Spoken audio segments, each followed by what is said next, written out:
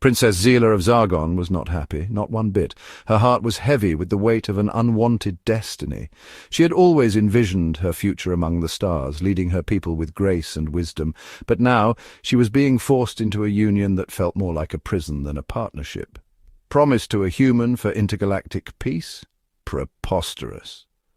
The very idea seemed like a cruel joke. How could her parents, the King and Queen of Zargon, expect her to find common ground with a species so different from her own? Her iridescent scales shimmered with indignation. Each glint of light reflected her inner turmoil, a silent protest against the fate that had been thrust upon her.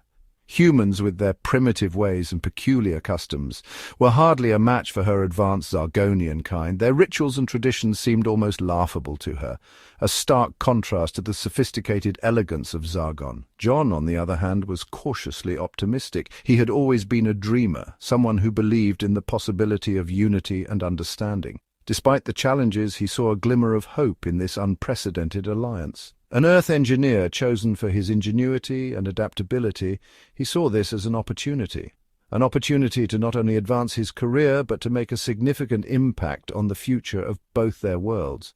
A chance to bridge the gap between two worlds, to learn from a civilization light years ahead. He envisioned a future where humans and Zargonians could coexist, sharing knowledge and culture. But Zylar's icy demeanor made him question the wisdom of this interstellar union. Her coldness was a barrier he wasn't sure he could overcome, and it made him doubt the feasibility of their shared future. Their wedding was a grand affair. The ceremony was a blend of human and Zargonian traditions, a spectacle meant to symbolize the merging of two worlds. Yet beneath the surface, tension simmered. Spaceships hovered in the sky, casting an ethereal glow on the meticulously manicured lawns of Buckingham Palace. The grandeur of the event was undeniable, a testament to the significance of this union. Zylar, adorned in shimmering scales and bioluminescent jewelry, looked every bit the alien princess. Her appearance was mesmerizing, a blend of otherworldly beauty and regal poise.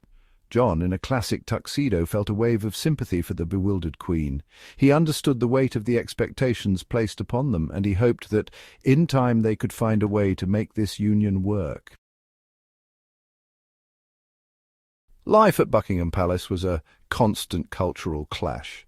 Zila found Earth customs bizarre and illogical. Why did humans insist on consuming dead plants and animals when nutrient capsules were far more efficient? John struggled to explain the concept of comfort food and the emotional significance of a Sunday roast. Her attempts at communication were equally disastrous. Zyla's translator device, while technologically advanced, often misinterpreted Earth idioms. John found himself explaining that raining cats and dogs did not involve actual animals falling from the sky. Their differences extended beyond language and cuisine. Zyla, used to the telepathic communication of her people, found human expressions of emotion baffling. John's attempts at humor were met with blank stares, his expressions of concern dismissed as illogical. Despite the initial hiccups, John persisted. He learned about Zargonian customs, their telepathic abilities, their deep respect for logic and efficiency. He even managed to convince the royal chefs to introduce Zyla to the wonders of a good cup of tea. Zyla, in turn, began to see Earth through John's eyes. She witnessed the beauty of a sunrise over the Thames, the camaraderie of a pub quiz night, the raw emotion of a Shakespearean tragedy. Slowly she began to appreciate the nuances of human interaction, the depth and complexity hidden beneath the surface. John's patience and genuine desire to understand her world chipped away at her initial prejudice. He never pressured her to conform, never belittled her culture. He simply offered her a different perspective, a glimpse into the heart of humanity. One day, while visiting a children's hospital, Zylar witnessed a side of John she hadn't seen before. His gentleness with the sick children, his genuine empathy for their suffering, touched her deeply. She saw the compassion in his eyes, the selflessness in his actions. Later that evening, as they walked through the palace gardens, Zylar found herself reaching for his hand.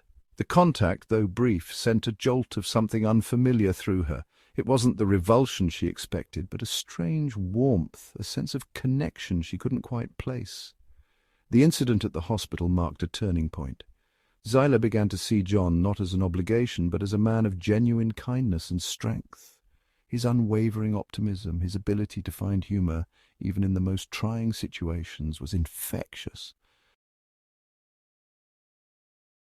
Section 5. Acceptance and Affection. As the weeks turned into months, Zyla found herself looking forward to John's company. Each day brought a new sense of excitement and anticipation. She would often find herself daydreaming about their next meeting, her heart fluttering with a mix of curiosity and joy.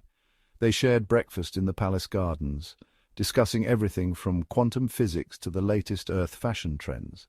Their conversations were a delightful blend of intellect and whimsy, making each meal a memorable experience.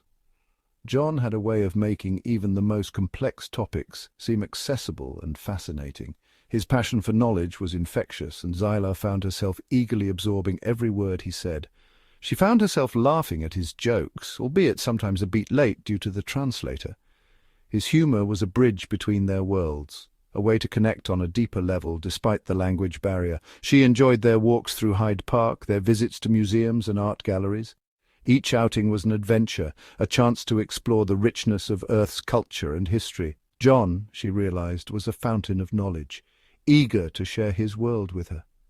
His enthusiasm was boundless, and he took great pleasure in introducing her to new ideas and experiences.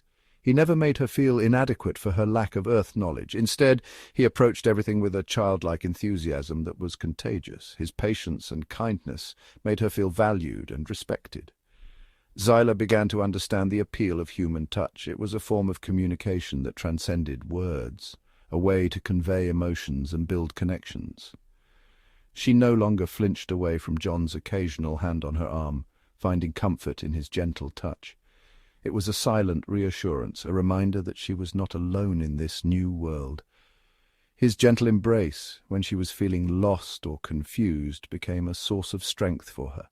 It was a gesture that spoke volumes, offering solace and understanding without the need for words.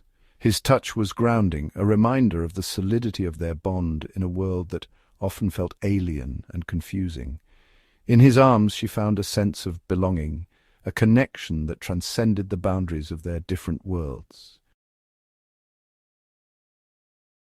Section 6. Shared Laughter, Shared Tears. This is a story of connection, of finding solace in another's presence, and of the profound impact that shared moments can have on our lives.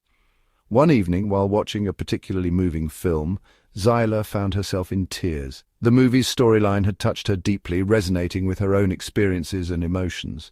John, without a word, put his arm around her, offering comfort and understanding. His silent gesture spoke volumes, conveying his empathy and support. It was in that moment, surrounded by the flickering light of the screen, that Zyla realized the depth of her feelings for him. She saw in him a partner who could share in her joys and sorrows. She had fallen for his kindness, his humor, and the way he could make her laugh even in the darkest of times. His unwavering belief in her, his intelligence, and his resilience were qualities she deeply admired. He had a way of making her feel seen and valued. His ability to make her see the beauty in the ordinary, to find wonder in the mundane, was something she cherished. He opened her eyes to new perspectives. She loved him, not for his humanness, but for the extraordinary man he was. His essence, his spirit, captivated her heart. John, sensing a shift in their relationship, reciprocated her feelings. He felt a deep connection with Zyla, one that transcended words. He had been drawn to her from the start, captivated by her exotic beauty and sharp intellect. Her presence had always intrigued him, but it was her vulnerability, her willingness to show her true self, that truly touched him. It made him feel trusted and valued. Her willingness to let down her guard and embrace his world, to share in his life and experiences, won his heart completely. Together they found a love that was both profound and transformative. Section 7. A Love That Knows No Bounds. Their love story became a media sensation. The alien princess and her human husband, a symbol of intergalactic unity and the boundless nature of love. But for Zyla and John it was far simpler than that. It was about stolen kisses in the palace gardens, whispered jokes during state dinners, late-night conversations about the mysteries of the universe. It was about finding solace in each other's company, a safe haven in a world that often felt overwhelming. Their love was a testament to the power of understanding, of bridging the gap between two vastly different cultures. It was proof that love could bloom in the most unexpected of places, defying logic and expectations. Section 8. Embracing Earth, Embracing Love. Xylar, once a reluctant princess forced into an intergalactic union, found herself embracing her new life on Earth. She became an advocate for interspecies understanding, using her platform to promote peace and cooperation between worlds. She discovered a passion for Earth art, marveling at the way humans captured emotion and experience on canvas and in stone. She even developed a fondness for cricket, much to John's amusement. Most importantly, she embraced her love for John, a love that transcended species and planets. It was a love grounded in respect, understanding, and a shared sense of adventure. A love that proved that sometimes the greatest journeys are the ones that lead us to the most unexpected destinations. Section 9. Epilogue, a toast to the future. Years later, surrounded by their half-Zargonian, half-human children, Xylar and John raised their glasses in a toast. They had defied expectations, challenged conventions, and built a life together that was both extraordinary and wonderfully ordinary. Their love story, once a tale of intergalactic diplomacy, had become a timeless testament to the power of connection, a beacon of hope, in a universe often defined by its vastness. And as they looked at their children, a perfect blend of their two worlds, they knew that their love story was just the beginning.